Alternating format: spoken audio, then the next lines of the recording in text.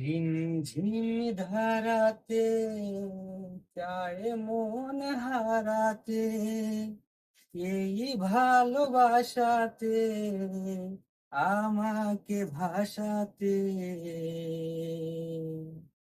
সকাল থেকেই খুব মেঘলা মেঘলা ওয়েদার চলছে এবং বিকেলের পর থেকেই বজ্রপাত শুরু হয়ে গেছে এবং বৃষ্টি শুরু হয়ে গেছে এবং বৃষ্টিটা ঠিক একই রকম রিমঝিম ধারাতেই বয়ে চলছে।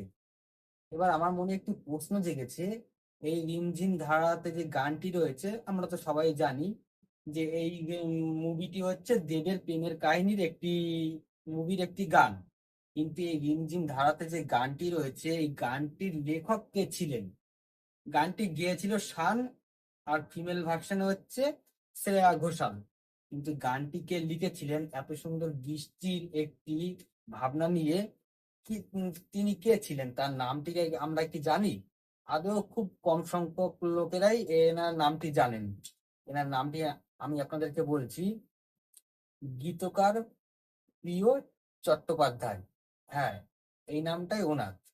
এবং উনি একজন লেখক, গান লেখেন।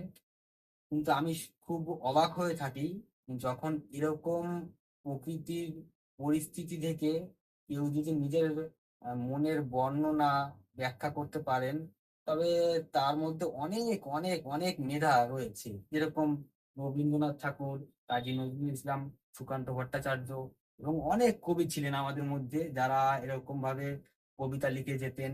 এখনকার সময়ে তো কবিতার যুক্তি কমে গেছে এবং গান লেখা হয়। তো এই বিষয়টি নিয়ে একটি ভিডিও বানালাম। ভালো থাকবেন।